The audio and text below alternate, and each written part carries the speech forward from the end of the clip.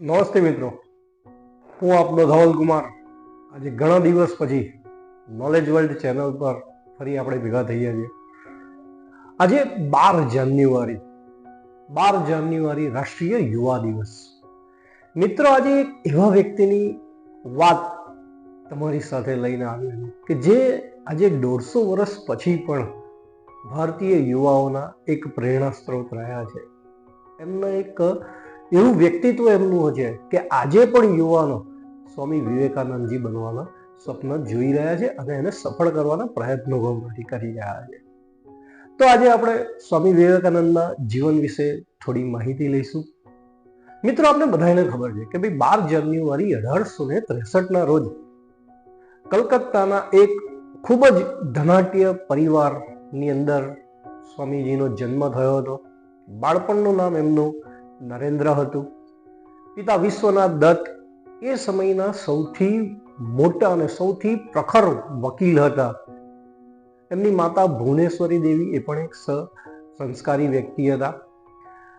બીજી અગત્યની વાત એ મિત્રો કે તેમના દાદા દુર્ગાચરણ દત્ત, શ્રી દુર્ગાચરણ દત્તજી એ વૈરાગી વ્યક્તિ હતા. પોતાની 25 વર્ષની ઉંમરથી તેઓ વૈરાગ્યને માર્ગે ચાલી ગયા હતા અને સંન્યાસ લઈ લીધો હતો. એટલે સ્વામીજીને આ વૈરાગ્યનો જે ગુણ છે પરંપરામાંથી એમને મળેલા છે. મિત્રો, નરેન્દ્ર જ્યારે નાનો હતો ત્યારે પિતાની કાર્યશૈલી જોતા હતો. પિતા વિશ્વનાથ ખૂબ જ મોટા વકીલ હતા, ખૂબ જ ધનાઢ્ય વ્યક્તિ હતા અને જેટલા ધનાઢ્ય હતા મિત્રો એટલા જ એ વ્યક્તિ દયાળુ પણ હતા, એટલા જ ગરીબોની સેવા કરવા વાળા પણ હતા. અને કહેવાય છે કે વિશ્વનાથ દત્ત લોકોની સેવા કરવામાં અને લોકોને દાન આપવામાં દેવાદાર બની ગયા હતા. 1885માં એમનો દેહાંત થયો હતો. મિત્રો, બાળપણથી જ માતા ભુવનેશ્વરીએ નરેન્દ્રને સંસ્કાર આપ્યા હતા કે ભાઈ તમે જ્યારે સત્યના માર્ગે ચાલશો ત્યારે લોકો તમારો વિરોધ કરશે, તમારી સામે તમારું અપમાન કરશે, ત્યારે પોતાના સ્વાભિમાનની રક્ષા કરવી આપણો અધિકાર છે. પરંતુ આપણા સ્વાભિમાનની રક્ષા કરતા કરતા સામેવાળાનું સ્વાભિમાન ન ગવાય એની આપણે ખૂબ જ તકેદારી રાખવી છે. આટલા ઉચ્ચ સંસ્કારો પોતાના માતા અને પિતા તરફથી એમને મળેલા છે. તેમણે એવું કહ્યું કે જ્યારે દરેક વ્યક્તિનું સ્વાભિમાન જળવાશે ત્યારે જ સમાજમાં સમાનતા આવશે અને ત્યારે જ દરેકનો વિકાસ થશે. આ ગુણ એમને એમની માતાથી મળેલા હતા. વિવેકાનંદજીએ જ્યારે પોતાના એક ભાષણ હતા ત્યારે એમણે કહ્યું હતું કે સમાનતા કઈ રીતે લાવવાની. કે ભાઈ માની લો કે ભાઈ ઘોડા છે, ઘોડા અલગ અલગ રંગના છે, રંગબેરંગી ઘોડાઓ છે, છતાં પણ એક સાથે એ ચાલે છે, એક સાથે રહે છે અને એક સાથે દોડે પણ છે. અને ગધેડા એક જ રંગના હોવા છતાં પણ તેમાં એકતા નથી અને એમની હાલત શું છે તે આજે આપણે જોઈએ છે. તો સમાજને આ ઉદાહરણ પરથી સ્વામીજી એ કહેવા માંગે છે કે ભાઈ તમે કોઈ રંગને, કોઈ જ્ઞાતિને, કોઈ જાતિને મહત્વ ના આપતા વ્યક્તિના ગુણોને જો મહત્વ આપવામાં આવે તો જ સાચા અર્થમાં સમાનતા આવે ને તો જ સાચા અર્થની અંદર વિકાસ થાય રાષ્ટ્રનો. રાષ્ટ્ર નિર્માણમાં ખૂબ જ માનતા હતા. સ્વામીજીની બીજી અગત્યની એ વાત હતી કે ભાઈ જ્યારે એમના પિતાજીને અને એ પોતે પણ એટલું બધું દાન આપતા હતા ગરીબોને, ત્યારે ઘણા બધા એમના મિત્રો કહેતા હતા સ્વામીજી તમે આટલું બધું દાન કેમ આપો છો. ત્યારે સ્વામીજી એ કહેતા હતા જો ગરીબોને દાન નહીં આપીએ તો એ ખોટા માર્ગે જશે અને એ ખોટા માર્ગે જશે તો એનાથી નુકસાન આખરે સમાજને જશે. તો દરેક વ્યક્તિનું કર્તવ્ય એ છે કે પોતાનાથી જે નીચો માણસ છે, પોતાનાથી જે નાનો માણસ છે એને પોતાની કક્ષાની અંદર લાવો તો જ સાચા અર્થમાં સમાનતા ને તો જ સાચા અર્થમાં વ્યક્તિ પૂજા થશે. તો આવા ઉચ્ચ ગુણો એમને બાળપણમાંથી જ મળી ગયા હતા. 1872ની અંદર મેટ્રોપોલિટન સ્કૂલની અંદર એમણે એડમિશન લીધું. બાળક કઈ રીતે આગળ વધે છે અને વ્યક્તિના વિકાસમાં શાળાનું શું મહત્વ હોય છે તો એ સ્વામીજીના જીવન ચરિત્રમાંથી ખબર પડે. મિત્રો, 1872માં મેટ્રોપોલિટન સ્કૂલની અંદર એમણે એડમિશન લીધું. આ સ્કૂલની સ્થાપના કરવા વાળા એક મહાન યોગી ઈશ્વરચંદ્ર વિદ્યાસાગર હતા મિત્રો, કે જેમણે વિધવા વિવાહ પર જે અંકુશ હતો એના વિરુદ્ધ એમણે બંધ ચડાવેલું હતું અને સ્ત્રીઓ અને બાળકોના કલ્યાણ માટે જેમણે પોતાનું જીવન સમર્પિત કરી નાખ્યું એવા ઈશ્વરચંદ્ર વિદ્યાસાગરની શાળામાં એ ભણેલા હતા. ત્યાર પછી 1885માં પોતાના પિતાના મૃત્યુ બાદ તેમને ઘણી બધી મુસીબતો સહન કરવી પડી હતી અને એ મુસીબતોની સાથે સાથે 1889માં રાજા રામમોહન રાય દ્વારા સ્થાપિત પ્રેસિડેન્સી કોલેજમાં એડમિશન લે છે અને અહીંથી નરેન્દ્રનો વિવેકાનંદ બનવાનો માર્ગ ચાલુ થાય છે. આ યુવા નરેન્દ્રના મગજની અંદર અનેક એવા આધ્યાત્મિક પ્રશ્નો, અનેક એવી મૂંઝવણો એમના મનની અંદર ચાલી રહેલી હતી. અનેક એવા પ્રશ્નોનું વાવાઝોડું પોતાના મનની અંદર એ લઈને ફરી રહ્યા હતા અને જેને પણ પૂછે એને પૂછે, ભાઈ હું કોણ છું, હું કેમ આવ્યો છું, મારા જીવનનું ઉદ્દેશ્ય શું છે? આવા અનેક એવા પ્રશ્નો એમને મૂંઝવી રહ્યા હતા. આ દરમિયાન તેમણે જગતગુરુ શંકરાચાર્યજીનું એક વાક્ય એમણે વાંચ્યું હતું, અહમ બ્રહ્માસ્મિ ત્વમ ચ, અર્થાત હું પોતે બ્રહ્મ છું અને તમે પણ બ્રહ્મ છો. તો આ વાક્યએ સ્વામીજીને એટલું બધું ઝંઝોડી નાખ્યું કે આ વાક્ય કહેવા શું માંગે છે. અનેક એવા મહંતોને પૂછે છે, કોઈની પાસે એનો જવાબ નથી. ત્યારે એક વ્યક્તિ એમને જવાબ આપે છે કે તમે અહીંથી કલકત્તાથી થોડેક દૂર દક્ષિણેશ્વરની અંદર રામકૃષ્ણ પરમહંસ નામના વ્યક્તિ છે, એ બહુ જ મોટા વિદ્વાન છે, એમને તમે જઈને મળો, તમારા પ્રશ્નોના જવાબ એ વ્યક્તિ આપી શકશે. અને આ પ્રશ્નોની સાથે નરેન્દ્ર દક્ષિણેશ્વરમાં જાય છે અને ત્યાં જતાની સાથે જ રામકૃષ્ણ પરમહંસને પૂછે, તમે ઈશ્વરને જોયા છે? અને ત્યારે જવાબ મળે છે કે હા, મેં જોયા છે.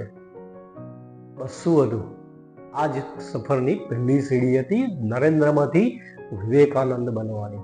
એ જ મિનિટે નરેન્દ્રએ પોતાના ગુરુ તરીકે એમને સ્વીકાર કર્યા હતા. પોતાના ગુરુના ચરણોમાં પડી ગયા, ગુરુની સાથે રહ્યા, ગુરુની આજ્ઞાઓનું પાલન કર્યું અને જ્ઞાન મેળવ્યું અને ત્યાંથી વૈરાગ્યના જીવનની શરૂઆત થાય છે. એવું કહેવામાં આવે છે મિત્રો કે ત્યારે કાળી માતા સ્વામીજી ઉપર પ્રસન્ન થાય છે ત્યારે માતાજીની પાસે એ 3 વસ્તુ માંગે છે, જ્ઞાન, વિવેક અને વૈરાગ્ય. એ નથી ધન દોલતની માગણી કરતા કે નથી કોઈ ભૌતિક સુખની માગણી કરતા. નરેન્દ્ર જ્ઞાન, વૈરાગ્ય અને વિવેકની માગણી કરે છે અને અહીંથી તેમના આધ્યાત્મિક જીવનની શરૂઆત થાય છે. આપણે બધાને ખબર છે મિત્રો કે જ્યારે એ અમેરિકાની અંદર જાય છે અને 3 દિવસની જે આંતરરાષ્ટ્રીય ધર્મ પરિષદ ભરાય છે અને એ ધર્મ પરિષદની અંદર ભારતના પ્રતિનિધિ તરીકે જતા હોય છે. એ 11 સપ્ટેમ્બર 1893ના રોજ ત્રીજા દિવસે પરિષદના એ 5 મિનિટ એમને બોલવાની સમય આપવામાં આવે છે અને એ 5 મિનિટની અંદર જ્યારે બોલવા ઊભા થાય છે કે 3 દિવસથી ચાલતા જ્યારે કાર્યક્રમની અંદર લેડીઝ એન્ડ જેન્ટલમેન બોલીને દરેક ધર્મના પ્રતિનિધિ પોતાનું પ્રતિનિધિત્વ, પોતાના વિચારો સમાજ સમક્ષ મૂકતા હોય છે, ત્યારે એક છોકરો, તે 20 વર્ષનો છોકરો, મારા અમેરિકન ભાઈઓ અને બહેનો, આ શબ્દ બોલીને ઊભો થઈ જાય છે. મિત્રો, અમેરિકા નહીં પરંતુ આખા વિશ્વની જનતા માટે આ એક નવો શબ્દ હતો. એક 20 વર્ષનો છોકરો સંન્યાસી છે અને અમેરિકાની પ્રજાને કે યુરોપની પ્રજાને મારા ભાઈઓ અને બહેનો કહીને સંબોધે, એમની માટે નવી વસ્તુ હતી. અને 5 મિનિટના ભાષણની અંદર એમના એક વાક્ય ઉપર 3 મિનિટ તાળીઓ પડે છે, હેન્ડ સ્ટેન્ડિંગ થાય છે આખા સભાનું. અને એ પછી જે પોતાનું પ્રવચન આપે છે અને એ ભારતીય સંસ્કૃતિ, ભારતીય પરંપરા અને ભારતીય વિચારોને જે મૂકે છે, એનાથી આખું વિશ્વ હચમચી ઉઠે છે. ભારતીય સંસ્કૃતિ પ્રત્યે જે માન અને સન્માન છે એ બધી જ લાગણી વધી જતી હોય છે લોકોનામાં. ઘણી બધી જગ્યાએ તમે સાંભળ્યું હશે કે ભાઈ પ્રવચન આપ્યું, પણ પ્રવચનમાં શું આપ્યું હતું, શું બોલ્યા હતા સ્વામીજી, એ આજે સાંભળવા જેવું છે. અને એ વાત હું આજે તમારી સાથે લઈને આવ્યો છું. સ્વામીજીએ મારા અમેરિકન ભાઈઓ અને બહેનોના સંબોધન પછી પહેલી વાત એ કરી હતી કે ભાઈ આ મંચ ઉપરથી જે ધર્મગુરુએ કહ્યું હતું કે ભાઈ ધાર્મિક પરંપરા અને અધ્યાત્મવાદની શરૂઆત પૂર્વના દેશોથી થઈ છે, તો એવા દરેક ધર્મગુરુનો હું આજે આ મંચ ઉપરથી આભાર વ્યક્ત કરું છું.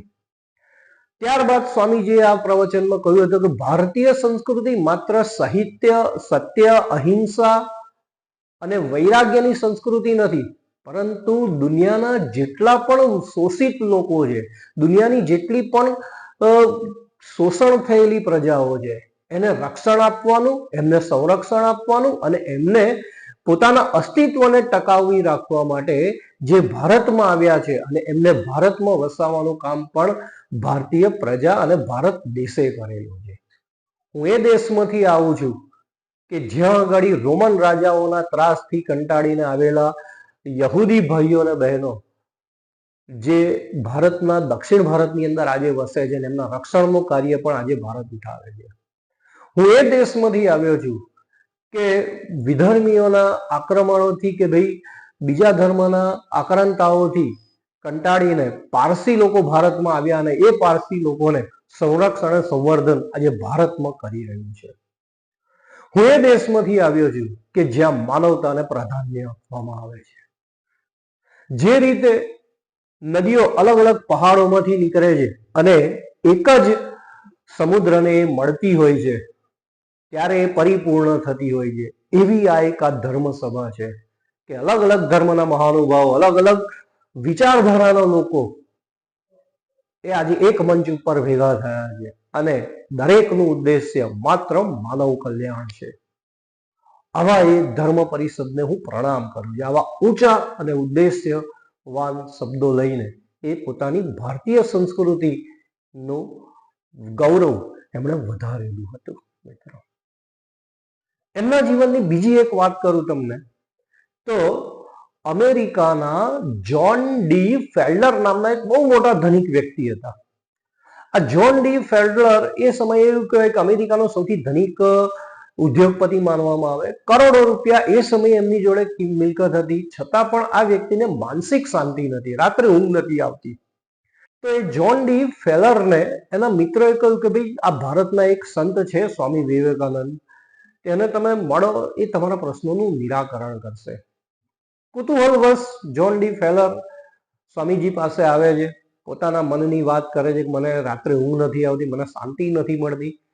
ત્યારે સ્વામીજી એમને સુઝાવ આપે છે કે તમે દાન કરો. હવે દાનનો મહિમા એમને સમજાવે છે. આ જ્હોન ડી ફેલર એ કુતૂહલવશ આવ્યા હતા, એટલે અધ્યાત્મ કે એમનો શ્રદ્ધા એમનામાં હતી નહીં, પરંતુ પોતે ધનિક હોવાથી પોતાની આવકનો થોડોક હિસ્સો તેમણે દાન કરવાની શરૂઆત કરી. મિત્રો, 1.5 મહિના પછી ફરી પાછો સ્વામીજી ઉપર જ્હોન ડી ફેલરનો પત્ર આવે છે અને એ પત્રની અંદર જણાવવામાં આવે છે ફેલર દ્વારા કે અમેરિકાનું સૌથી મોટું ચેરિટી ફાઉન્ડેશન જે હોય તે ફેલર ફાઉન્ડેશન છે અને એ દાન આપવાથી એમને જે માનસિક શાંતિ મળે છે, લોકો દુઃખી અને ગરીબ લોકોના આંખોમાં આંસુ નહીં પરંતુ આનંદ જોઈને, એમના મુખ ઉપર આનંદ જોઈને જે આનંદ મળે છે, જે શાંતિ મળે છે, એમને આજ દિવસ પહેલા કોઈ દિવસ નથી મળી. તો આ એક ભારતીય સંતની તાકાત છે. તો આવા હતા આપણા સ્વામી વિવેકાનંદ. બીજી ઘણી બધી એમની વિશે જીવનની વાતો છે, ફરી આપણે કરતા રહીશું.